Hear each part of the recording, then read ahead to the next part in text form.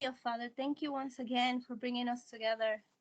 Oh, Abba, that will make us echad with thine own ruach, that would lead us clearly. Father, I need a neon sign, that thy words become as clear and as loud as thou hast intended them to be. We praise thee and we thank thee so much for being with us, for calling us, for uniting us to thee. His SheM Yausha, thy grace. Amen. Amen. So here we are at February 4th, 2024. We're working at the tail end of this chart here. Last week discussed the Kufreshin lines, and then here's the in the Tav row. And again, the purpose of this chart, which I mentioned last week, Malachi 3:16. And as we were discussing last week, saying, it says there that those who had a fear, a regard of Yahuwah, not just having a fear or regard, but the word fear there is Yod Resh Aleph. And the phrase do not fear is typically written Aleph Lamed hyphen Tav Yod Resh Aleph, Al Tira. So the Tav prefix sets up saying the event is not present tense. As I understand the grammar, and somebody who really knows Hebrew can disagree with me, and I'd say I don't know, which I don't necessarily know, but my understanding from reading the text, because I haven't taken Hebrew classes, right? So it's my understanding that if there's a tav at the beginning or the end, it's like it's either happening or not happening. And if it's not happening, it's past or future. If it is happening, it's present. So even though, as we mentioned, there's this phrase, the one who was and is Asher hayav ve'yavo, it was and is to come. Even though there's that phrase, and this is in the line of the kuf, because the kuf is this overview, this back of the head, this mushroom shape. You go up in a helicopter and look down and see the whole setup, sort of a picture, bird's eye view, someone might say. Even though there's that three tenses used there in the Hebrew language, as I understand it, there's just these two phases. It's either happening or it's not happening. And if it's not happening, it could be in the future and it could be in the past. And I say that because I learned King James English as a youth. The church primarily used the King James. The school, it was a Baptist school, and they had what they called a chapel service every week. Some speaker would come in, plus you took a Bible class every day. And people started using the NIV, or the American Standard, and some people still use the KJV. But, I didn't know there was anything wrong with one or the other. It was just different wording, and one was a little bit more contemporary, modern, fit to the American 20th century consciousness. And it's like that, the NIV, and it's like, well, it gave you kind of a different understanding, but not that there was anything wrong. Nowadays, you hear, King James intentionally altered the meanings of certain phrases that were used in the Geneva Bible, and then NIV takes stuff away or adds stuff that's not in the King James, and it's like, gosh, which one do you trust? Which one do you really pay attention to? And either way, the idea that Malachi 3:16 says those who have a yirah, a Yod Resh Aleph. Well, Resh Aleph Hey, so Hey is a suffix.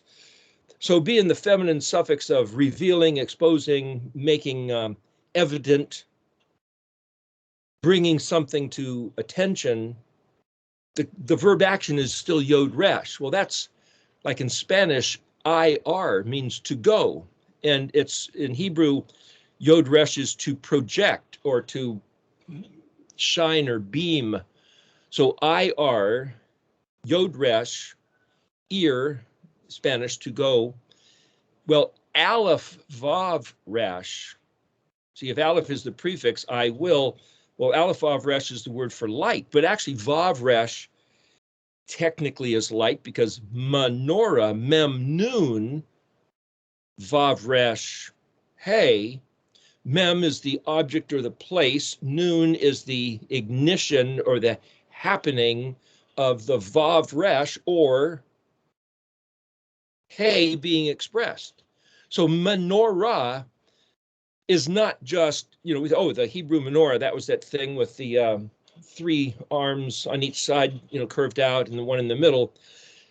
That's a menorah. That's the label we give that thing, recognizing its shape, conforming to there in Exodus 25. But technically a street light is a menorah. Technically a flashlight is a menorah, an oil lantern. It's just a thing that generates light. So you could say this study of scripture is a menorah if we're trying to cast light upon the subject. But see, vav resh, if that's light, then yod resh, because yods and vavs are almost interchangeable. Yod resh, ir, can also be seen as an aspect of light, because the yods and vavs are virtually interchangeable quite often. And I'm just saying this so that you'll get in your mind the construct of the language. So if the vav and the resh are, vav means and, typically, as a prefix letter, but it's drawn, as they say pictographically, as a hook or a nail, that which attaches. You want to attach your coat to the wall, you stick your coat on the wall and it'll fall down on the floor. Unless you have a hook, now it'll hold to the wall. So the hook attaches. A nail, 2 pieces of wood are pinned together with a nail. Okay, well, so anything that attaches is a vav. So you could say, if you're on this side of the river and you want to get to that side of the river, you build a bridge. Now you can be attached to the other side. So a bridge is a vav. Your automobile will take you from your house to the grocery store. So your automobile is a vav. It's the mechanism getting you to be joined with that other thing. So vav as a concept, you could say, go to school. Now you could take a status of not knowing and attach it to knowing. So the idea of going to school is a vav. So this idea that vav means a nail, that's only at the pictographic level. And so if you understand the meanings of the letters of the alphabet, if aleph, and I'm saying this because I don't know if there is any, there might be, but there may not be anybody else talking about this sort of evaluation or assessment of the letters themselves. Just so you know, if this is the only place talking about that, then you can say, phooey, what does he know? It's just one individual voice, and so I'm not going to believe that. Well, be skeptical all you want. You can listen or not listen. That's up to you. But the point is, if there's a logical arrangement which can be observed, assessed for value, and then that value measured, compared, contrasted, determined, so that you can appropriate an actual value, an actual bearing of identity and effect, both each letter standing on its own and as it finds its place in the ordinal sequence, the progression of the 22 letters in the alphabet order, and then say, okay, given that the letter itself with gematria has a numerical value, with pictograph has a thematic picture image value, the place in order has a type of value where it's like a domino.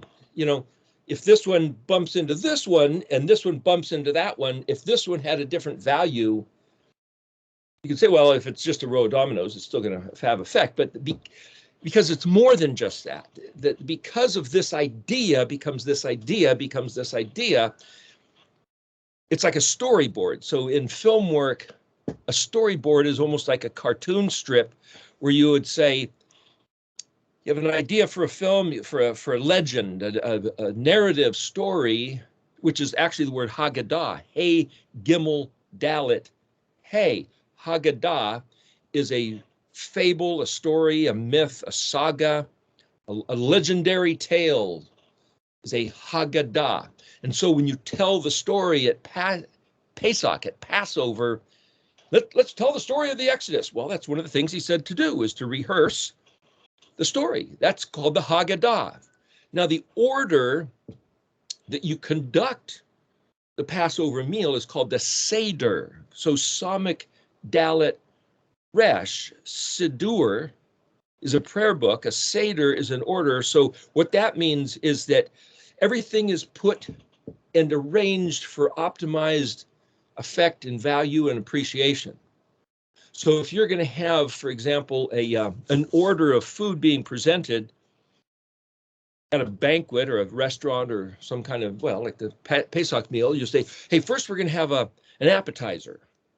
And so we're going to have this little light thing, and then we're going to have, say, soup, say, salad, then a meal. And if somebody knows about nutrition and the way different foods affect you might say, your gut, you could say, listen, you don't want to mix certain foods with other foods.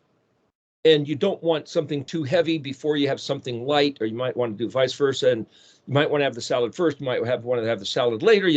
And if you know somebody that really knows physiology, the digestive physiology, and then somebody who knows flavors and knows how the different herbs can really affect your thinking, boy, that when a meal works or if a meal doesn't work, quite often it's because those things are taken into account.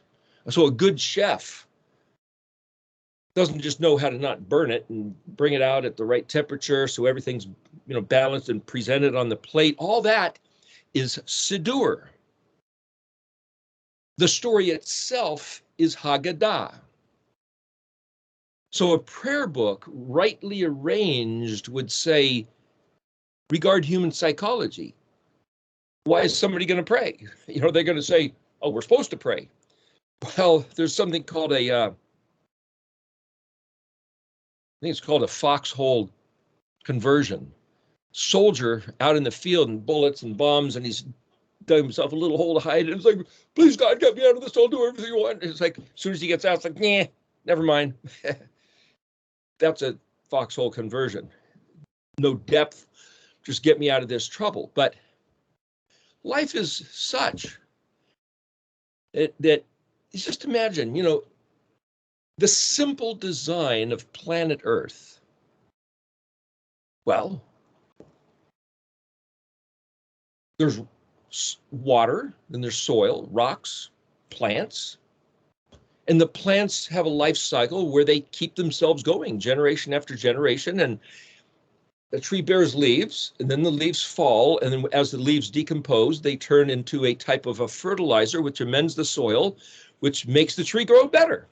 So to not rake up your leaves in the fall, but to actually let them lay there as a insulating cushion for the cold to not affect the soil the same way is actually a better thing. You go into a forest where you've got deep, or out in the prairie before they plowed it under, huge, deep, call it mulching over the years, decades, centuries. That's the best soil. Produces topsoil for things. So Elohim has designed nature to keep itself going just in terms of the plant world, and then with the bees and the pollinators, and then the whole cycle of various bugs and everything. And then he sticks humans on it and says, live. Psychology ain't that easy. Well, what do? Well, eat some plants. And then after the flood, he said to Noah, okay, you guys can eat animals too. So there's a question of how much were people eating animals before the flood? But the point about that is to simply say, pretty simple, not much to life. But he designed human psychology, Adam's brain, to have an appreciation for things. So we're talking yesterday about the shape of a coffee cup on your lip. My wife has this one teacup.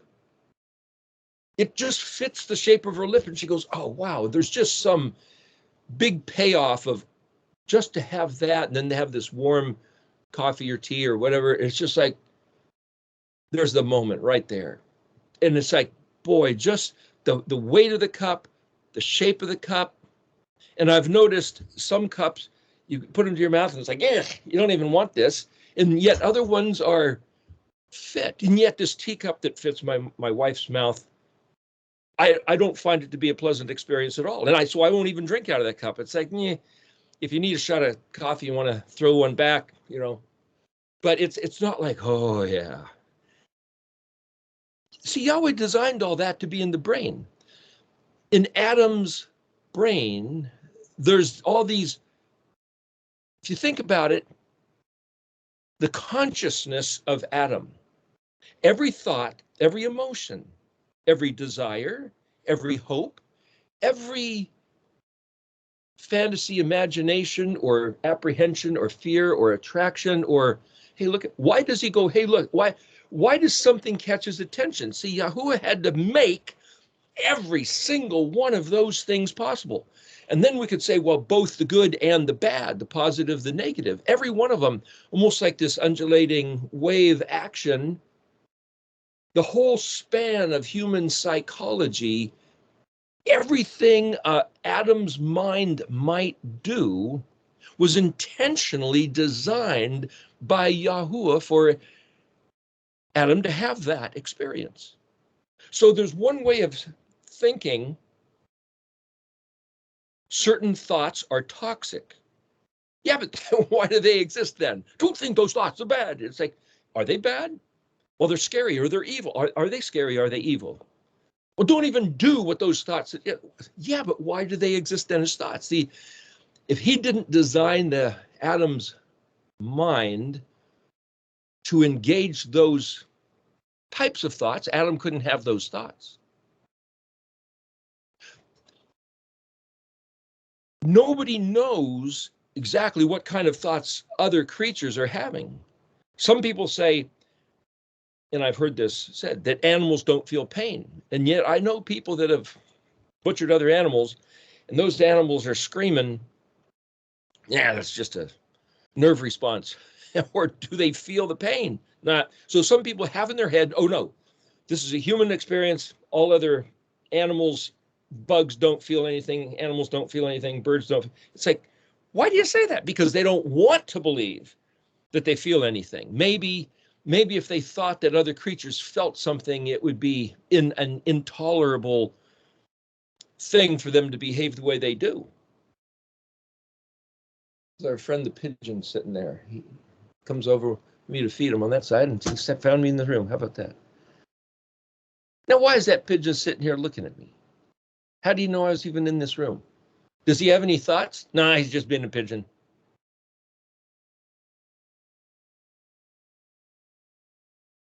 Why should I have these thoughts? It's like Yahuwah had to run the course first when he was designing the brain of Adam, that he just imagine this, back before the world was ever manufactured. He's having to sit here and think of every possible thought, every emotion. There's some people I've heard went to heaven and came back and they said, man, there's colors that I can't even describe. It's like, you can't describe them. Just describe them. I have no words to describe them. Listen, we have a spectral array like the rainbow, and it goes, the color wheel is 3 primary and 3 secondary. So the total is 6. Then they say, oh yeah, but there's ultraviolet. And it's like, yeah, doesn't fit the color wheel per se. But the point is, where do you fit another color in? Because it's a circle. It's contained within itself. It's a finite. There's nothing outside of that spectral circularity. And then somebody says, yeah, but I've seen these colors, like Dr. Eby and some other people. I can't describe them. So Elohim designed even that, the experience and the limitation of non-experience. He plugged that into Adam's consciousness. So then, if somebody's having a certain thought, it's like, I don't know what to do with this thought. So you go to a professional, a shrink, a psychiatrist or a psychologist or a counselor, life coach maybe, and they say, oh, don't think those thoughts, or here, this is what you do. I know somebody years ago that was having certain thoughts about smoking. They couldn't quit, so they went to a hypnotist. And I remember they said, this is what the hypnotist told her. She said, find this place in your being. There's an elevator shaft. Take the habit, the desire to smoke, like it's in this package. Take it in your hands, go all the way down, 100 floors deep, 200 floors deep. You go deep, deep, deep, deep, deep. Downside, the elevator door comes to the very bottom, opens up. Take that package out, set it outside, come back in the elevator, up to present consciousness there. The thing is dead and gone, lost and buried. Whoo, no more desire. It's like, yeah, until that thing, what? Will it grow? Will it expand? Will it come crawling back up that elevator shaft and come bursting out as a bigger monster in another form of some other? It's like, who invented the idea that that's how you get rid of something? Somebody had a big idea. Did it work? Well, temporarily, perhaps. Maybe it works for some people. But what I'm saying is, why should that work or not work? It's only because Elohim designed it that way. So Elohim, when he was designing what is Adam, how does he think? What should he hope for? What is hope? Craving an event or an experience or a status of circumstances which you don't now have. Well, we're told, hey, live and let live. We're told, hey, just let it be. We're told, hey, be here now. Well, if you be here now, then what is hope? In Hebrew, there's a couple different words for hope. Tikva, tav, kuf, tik, and then the vav letter, wa, pronounced as a V in that case, and then hey is the expression. So if tav is the prefix and hey is the expression, kuf vav is the two letters kava or kuwa, ku or ko. Well, that's to have hope. But the kuf is the back of the head and the vav is the masculine suffix. So what do you do with that? Could that be like the masculine suffix, the nail, the hook, the back of the head? The back of the head is that which, once the face comes at you and it goes past you, you see the back of the head. So something coming at you, now it's past tense, but that's in the future. So is it future? See, it's either past or future. So they say footsteps, Yaakov, Jacob, Yod Ayin Kuf Bet, is to say to track, like a detective following a trail, tracks, footprints. And it's also the wake of a ship. It's also that which follows. The word dabar means that which follows. So dabar and Yaakov are synonyms. But see, the word dabar is speech, word, matter, thing, or speech. But see, it's also a raft pulled behind a ship. So it's that which follows the ship. But you put baggage on the raft. So if the ship is such that you don't want to crowd the passengers, you put their luggage on the raft, taking a different sort of risk. If a storm comes up and the raft gets capsized, at least you save the people, and these different ideas. But see, the word dabar also means pasture or plague. Well, and I'm saying all this so you get an idea of the way that Hebrew works with the end from the beginning and hope and the idea of where are we at. If you have a bunch of sheep out in the field and they've eaten this area, and so you need to take them to the pasture land, or they're in the fold and you're taking them to the pasture. Say the pasture's a mile away. Well, that's in the future. So they have to walk for a mile to get to that future pasture. But the pasture then is accessed after you've walked a mile. So the pasture is what follows the event of walking. So what follows? Is that the past or is that the future? It's both. It's this concept of that which follows. Well, if you listen to the debar of Yahuwah, he promises pasture. But he says with it, if you do not Shema Koli, if you don't hear my voice, you're going to get the plague. So the concept of debar, meaning word, that which his voice speaks, carries with it the pasture and or the plague, which is what you get depending on how you listen. So if somebody says, well, just what does the word debar mean? Dalet, bet, resh. Dalet is a door, bet is a house, and resh is an exalted man. So I could say Dalet, bet, resh, debar. Door, house, exalted man. Well, see, now my English thinking mind, American mind, I could flip that around and say, no, it's the exalted man's house and has a door. Let's say the front door of the exalted man's house. Is it an exalted man? Well, back in the day, anybody that owned a house as a wealthy man, an honored man. I mean, he could maybe have slave quarters. They don't own the house. They live in the house, but it's like, so in other words, it's like every time you say something, yeah, but it could be this, it could be that. And it's like, where do you go with all? Well, you go the whole route. The idea that you can say, just give me the simple, what does this word mean so I can read the verse, memorize it, get a gold star on my Sunday school roster and get on with things. We used to do that in Sunday school. Memorize a Bible verse, they give you a little gold star, and sometimes you have a contest who can memorize all these Bible verses. It's like, yeah, but what of it? What is it telling us? And if I can read the word debar, it means word, it means speech, it means debar Yahweh is the word of Yahweh, the word of the Lord. Really? Is that all it's saying? Or maybe the phrase debar Yahweh means, see, debar also means to make a stipulation. Debar Yahweh means he stipulated that if you listen to my word, you get this. And if you don't listen to my word, you get the plague, either the pasture or the plague, because that's what's going to follow. And it's like, okay, we get it. No, you don't get it. See, here's the thing.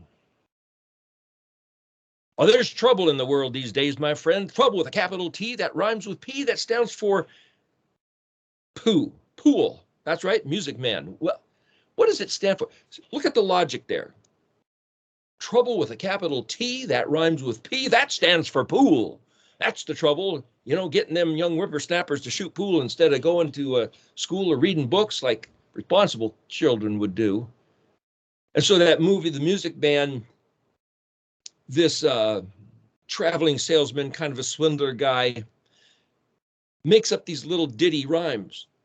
Trouble with a capital T that rhymes with P, and it's like, get you on this track, and it's like you lose everything else. It turns it into a song, and suddenly he's selling musical instruments to all the little town out in Gary, Indiana. How have we been bamboozled by hype? Where's the reality? If you go back to the very first story in Genesis,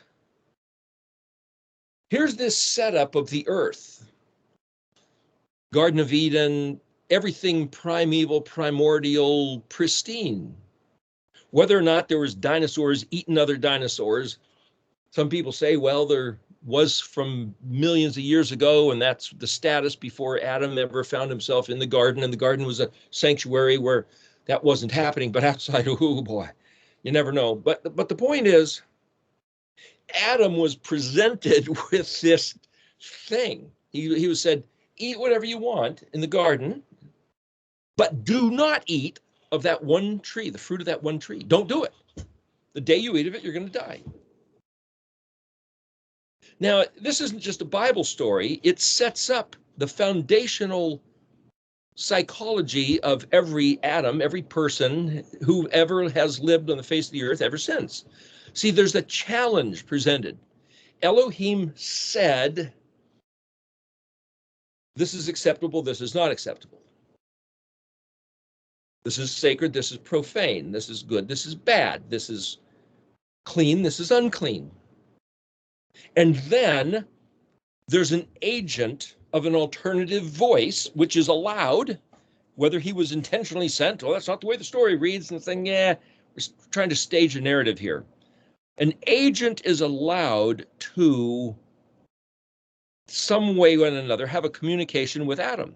And in this case, it was the female Adam who then communicated with the masculine Adam, and the two of them together collectively decided to contradict, change the meaning, like dictionary, meaning of words, to change the meaning of words, listening to the voice that said, did he really say don't eat of the tree or you'll die? You're not going to die. He didn't mean that. What he meant was something different, that blah, blah, blah, blah, blah. Whatever it was a contradiction, a different meaning of the sentence, so that they should behave completely opposite of what he told them to do. So if we understand that the meaning of what Yahweh Zavot, the Elohim of Israel, said, and then we can say, well, he said to Adam, and then there's this lineage, not through Cain, but through Seth, then through Noah, and then Shem, Ham, and Japheth, and then it seems like the lineage of the biblical regard goes through Shem in particular. From Shem we get Abraham, and from Abraham you get both Midianites as well as the Israelites. Midian is Saudi Arabia, but that's where you get this Ishmael and Isaac, Esau and Jacob, Yaakov. They're all the same lineage of Abraham. But then when Elohim says he's the Elohim of Avraham, the Elohim of Yitzhak, the Elohim of Yaakov, he's designating a certain branch off the paternal tree, the ancestral family tree. Yahuwah himself is saying, I'm taking note of this. Here's the tree of Adam, and then it branches this way, then that way, then that way, then it takes out on this one little sprig, you might say. And then when he says, I'm making a covenant with the house of Israel and the house of Yehuda. Now that branch has a fork in it, two houses. And some people these days, some people say, baloney, there is no two-house concept. And numerous times Yahweh uses the phrase the house of Israel and the house of Yehuda. Yeah, but that doesn't mean two houses. And it's like, okay, whatever. He speaks as if there were a fort. In fact, friend's backyard just the other day, we had an ice storm a week or so ago. Over 100-foot tall cedar tree just looked like a massive tree, and all of a sudden a trunk about 2-foot diameter or maybe bigger split from about 50, 60 feet up and came down. You look, and it only half. The trunk had gone up and split off, and there was 2 trunks going up, and it's like, boy, that thing is, now that's got to come down, but tremendous destruction. What I'm saying is that the fact you've got one trunk coming out of the ground and then 2 trunks branching off that looks like 2 trees, but it's still one tree. It's almost the problem of trying to identify this concept of, is there one house of Israel, or is there 2 houses of Israel, the 2 houses being Ephraim and Yehuda, known as the northern kingdom and the southern kingdom. And it's how you wrap your mind around, yeah, well, so what? Well, all this stuff is pertinent. When Yeshua said, I only come for the lost sheep of the house of Israel, did he include the Jews in that? Because the Jews were, you might say, the house of Yehuda, the southern kingdom. The house of Israel was known as the northern kingdom, otherwise known as, aka, the lost 10 tribes, Ephraim. They split in the days of after Solomon died, about 1000 BC, actually closer to maybe 900 or 850 or something BC. Solomon died, left his kingdom to his son Rehoboam, and there was a problem with taxes and rebellion and this and that. But Yahuwah gave the northern 10 tribes to a fellow by the name of Jeroboam. Yahuwah made the split. He himself separated the northern 10 tribes from the southern 10 tribes. And there's a verse, I forget where it is offhand, we've talked about it before, where Yahweh, well, it's in Ezekiel 37. He said he told Ezekiel to take up one stick and another stick and hold the two in his hands. They'll become one in his hand. So this rejoining of the two offshoot houses of Israel back into his hand has to happen before the end of the world. The world can't be done, completed, every promise fulfilled until that happens. And I just read something recently. Somebody was saying, oh yeah, the 10 tribes are still lost. Whoever, they're gone. Divorce, let them burn in hell. Who cares? It's like, well, then I've heard it said that anyone from any of the 12 tribes who happens to come back to the Torah, okay, they're automatically Jews. So therefore, everybody that comes back is a Jew. Therefore, there are no 12 tribes. There's either your Jews or your Goyim. If you're a Christian, you're Goyim. If you're Buddhist or Hindu or Muslim, you're a Goyim. You're one of the other nations. And if you come back to the Torah, you're Jew.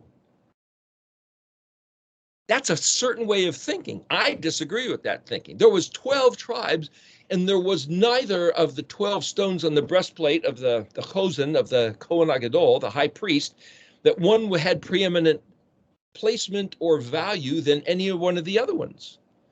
Yahuwah gave a stone for each of the 12 tribes. Yes, they were in a sequence order, but it's like, which one is the best letter of the alphabet?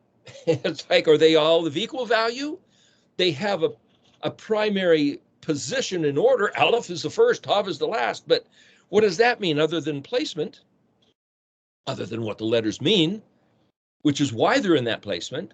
So what I'm saying is, well, why am I going on about the 12 tribes and the lost 10 of the north and the coming back, and are you a Jew or not a Jew? And it's like, because this is all part of the Haggadah, the legendary story of Yahweh and Israel.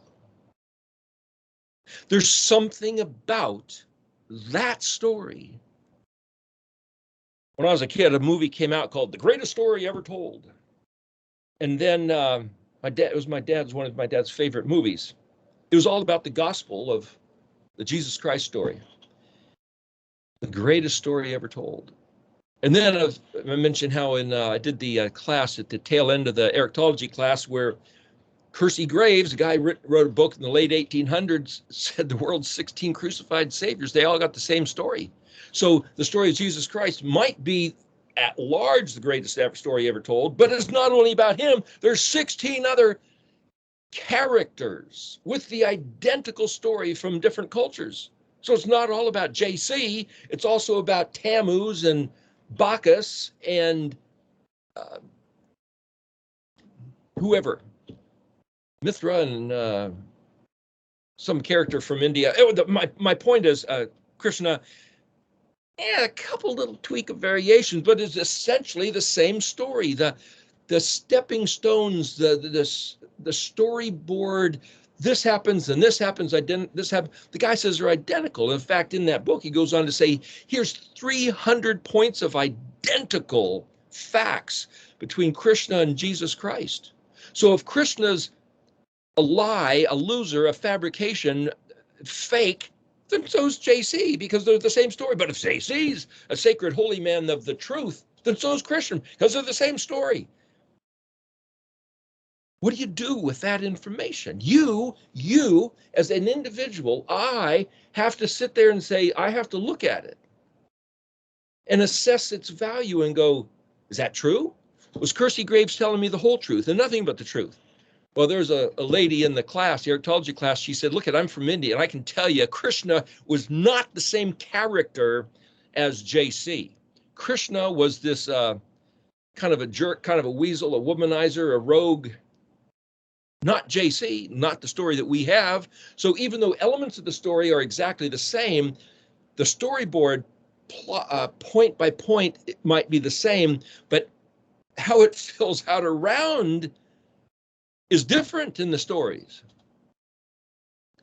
You got to know more. So I have this concept that I've mentioned before about the letters of the alphabet being like a string of pearls. Each letter is a string, or along the string is a pearl of its own peculiar and particular luster. Color, shape, idiosyncrasies, the little details that are in each one. You have some really refined pearls, and they all might be identical. And so perhaps if you were to look at a piece of art, a pearl necklace that a wealthy person might have, that where every pearl was identical, then that's the feature particular to that piece of art, that every pearl is identical, size, color, shape, appearance. And so the string of pearls to find out of all the pearls you can find, which are hard to find anyway, and then to have them all be identical, and especially if they're natural pearls before they learned how to manufacture them, it's like, wow, man, what a rare and costly treasure to have a string of pearls. Nowadays they can manufacture them, crank them out and they're all identical and big deal. But then you've got these other type of pearls where they're irregular. And then you have people that doing a different type of art where they say, hey, listen, we're going to make each one a bit different, maybe gradated in size, from a large one, middle, and then smaller, then around the back, the tinier ones. That's an interesting look. It's a different form of art. Well, what is this string of pearls of the alphabet letters? You could almost think like the 12 stones on the chosen, the breastplate of the high priest, only there's 22 letters. In the book of Revelation, there's 24 elders sitting around his throne. Interesting, and says elder in King James English, 24 elders. If you look in Hebrew, I think it's the word Zion Kufnun, I think is what it is. But the word for elder is beard. So 24 bearded ones. Bearded ones, 24 bearded. Okay, well, that's the imagery. And what are they all sitting in thrones around the throne? What's this staging of this imagery that he gives us in the book of Revelation? Are the bearded ones a form of like a pearl necklace around the throne of Elohim? Only he's not so much into shiny, smooth little pearls. He's into these bearded old men. What? Just imagery. Where's his heart? What does he like to see? And other people associate a beard with wisdom or experience of taking things seriously and analyzing and assessing. And hey, let's get that guy's opinion. Other people say, wow, what do you know, old man? Step back. Things are new around here these days. The regard that anybody gives to any matter is up to the individual.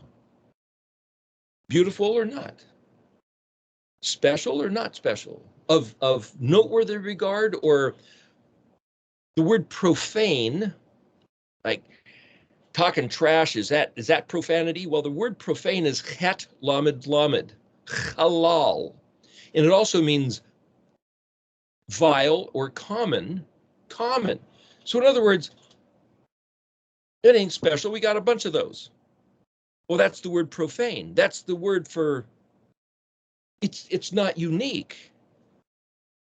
Doesn't mean it's bad. It's just an adjective of distinction, whether it's rare, precious, dear, which is kuf resh, yod kuf resh, ikur, or whether it's just, yeah, we got a lot of that. So it says, for example, in the days of Solomon, silver and gold were as common in Jerusalem as sticks and stones, as I believe the way it's said. In other words, it's like there was so much silver and gold.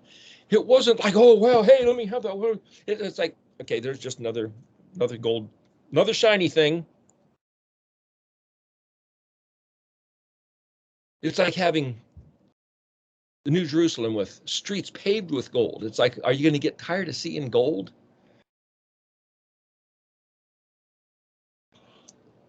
I'm saying all this to present a picture that what you as an individual, choose to think of these words, these letters, these concepts and ideas.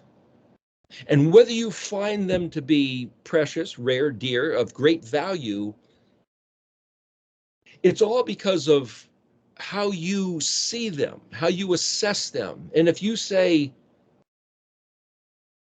like I mentioned the story, I was talking to some lady one time, didn't even know, it was a stranger that I had met, but she said that when she was a little girl, she thought of, little girl imagination, fantasy, bedtime story, nursery rhyme sort of frame of mind, that here's a window that says A, and you open it up and you see, whoa, inside this whole world of A. And there's one that says B, and you open it up and you see a whole world of B, and they're different. And see, I said, that's exactly the reality. You, as a little girl, had this glimpse of profound truth. Oh, it was just some little girl thing. No, that's it. She was probably in her 60s or so when I met her, I guess, 50s or 60s. She had carried this her whole life, thinking it was just some little girl's whimsical imagination, fairy tale. And it was deep truth. So you look at Malachi 3:16, and Yahuwah says, those who sit around with each other and discuss my Shem.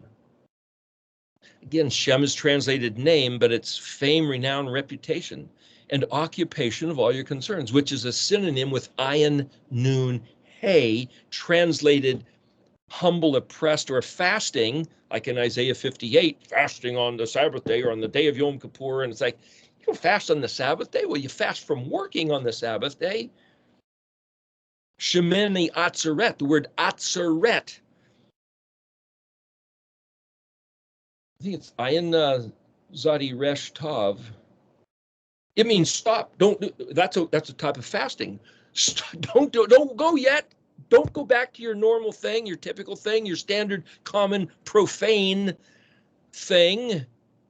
Stop, resist for one more day, and linger a moment longer, a day longer at Sukkot. That's Atzeret. And Shemeni is number 8, so it's the 8th day. Sukkot's for 7 days, but Shemen, Shin Mem Nun, Shem, that's name.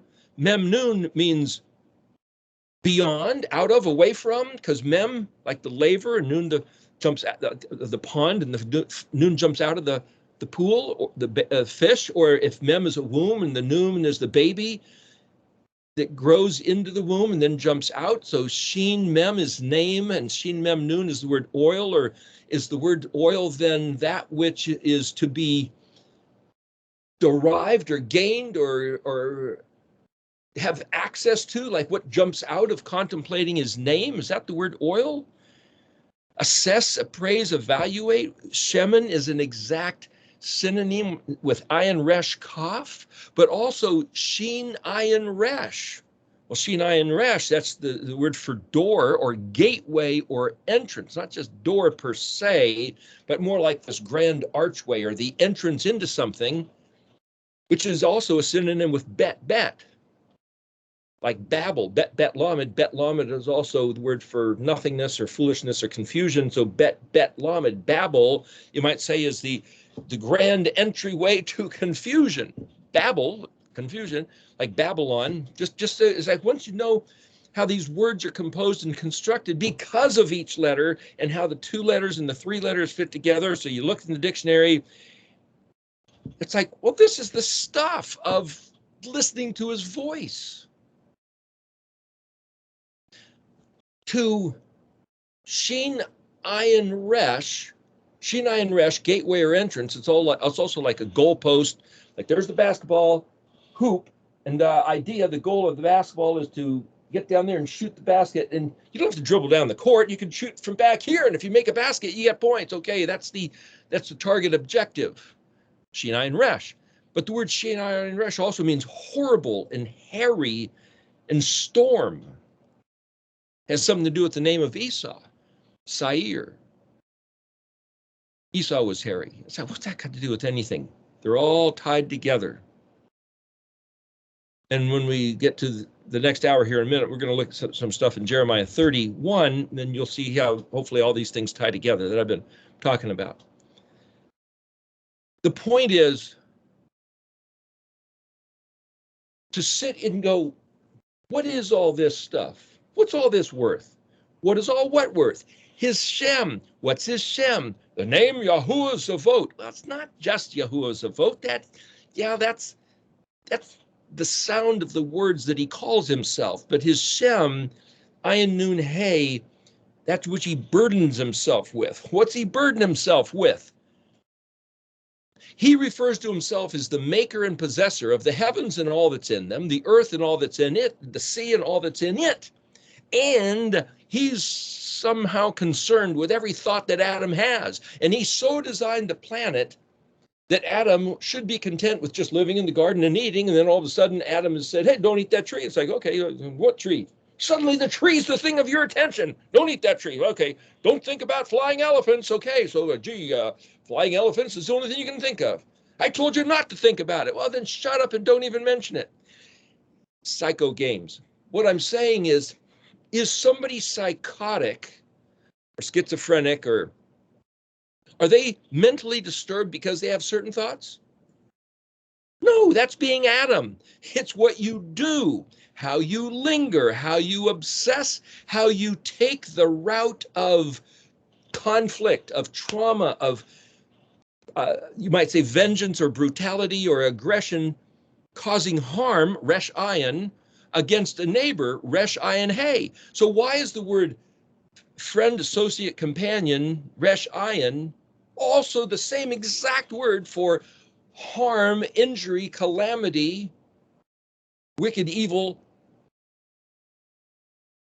So my assessment is that resh ayin means friend and evil, because evil is what you, resh ayin also means think and shout and intention. So when you think with intention to cause evil to a friend, that's evil. Can the tree do something evil? No. Do trees think? Not that we know of. It just grows. Can I do something evil to the tree? Is it evil by definition if I cut down the tree and chop it up and throw it in the fireplace to burn? No, that's what you do. That's why the tree's there. Now, somebody who's a tree hugger might think it's a bad thing to do to a tree. It's like, now you get into this whole other thing, and I'm not going to evaluate that, but I'm just saying we have to, like, do animals feel pain? Do trees feel pain? Some people say they do, and you can register them in graphs or gauges.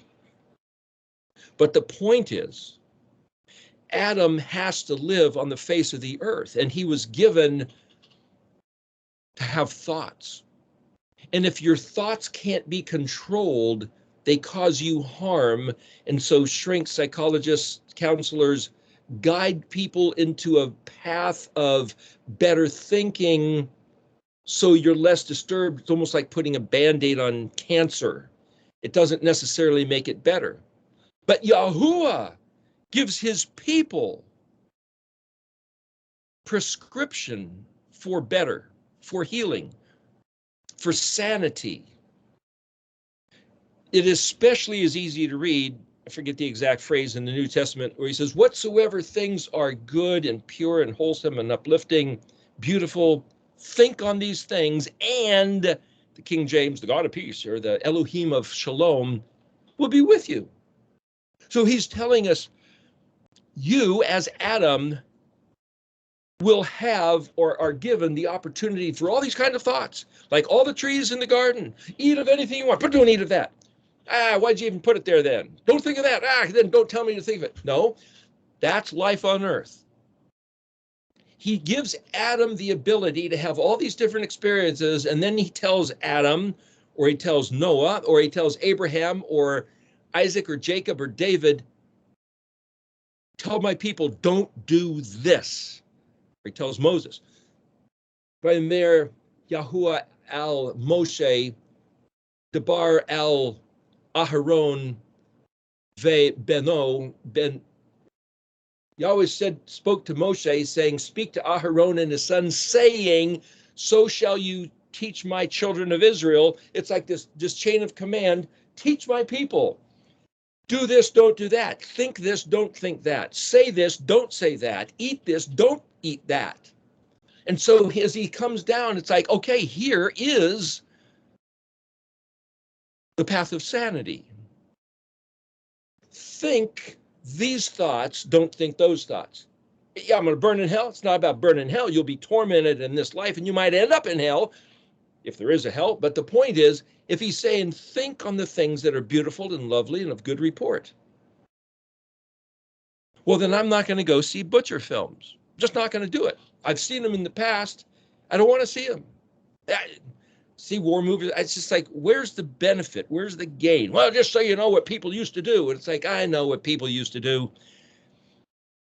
If I want to manage my sanity, govern my composure, what will I think about? What will I not think about? David talked about making a covenant with his eyes. Don't look at that. Don't listen to that. So one's task of being a healthy Adam, you might say, is to control what you say, control what you think, control what you do. And it just so happens I've found one incredibly convenient and successful thing to do is contemplate the spelling of these words as an exercise of sanity management. Because not only just to finally realize you can comprehend what did Yahuwah say, that's a great treasure. To realize that these are words of life, that's a great treasure. To realize that anybody else can lie about these words or misrepresent these words, but once you know how to read them, that boom, their power is invalidated immediately. That's a great treasure. By contemplating these words, you get your name written in the book of life. And on that, in that other book sitting right next to them, if you talk about them with your friends, well, that's a great treasure. And if you're feeling distressed and he leads you to look at something and you wrap your heart around it and you fill your mind with it, you're relieved of those stresses and anxieties, and you realize that things you might have hoped for somehow come into view. That's a great treasure. Yeah, but it burns a lot of time. It's like, well, what else are you going to do with your time? You could do a lot else. Sit in the garden. Well, sit in the garden and contemplate some words. Sit in the garden and have a cup of tea or a quaffa brew with one of your friends. Get your name written in that scroll. A great treasure. I never, as I said before, I've never in my whole life ever had anybody suggest or urge or present, hey, ponder the spelling of Yahweh's words in Hebrew as a task, as a study, an ology. It's one of the options of what do you do with your life. It was never an option. You learn how to play music, you read books, you play sports. You go on a hike. You learn how to do a job and you work at your job to excess if you need to. It was never, hey, learn how to read Yahuwah's words. It was not an option presented as something worthwhile, much less the greatest treasure.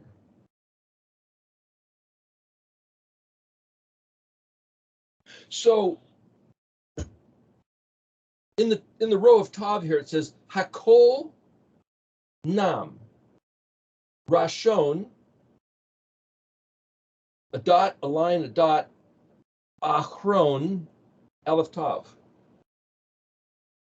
Well, Nun Aleph Mem, that's like on that wax signet stamp seal that we made a graphic of that says Nam Yahweh.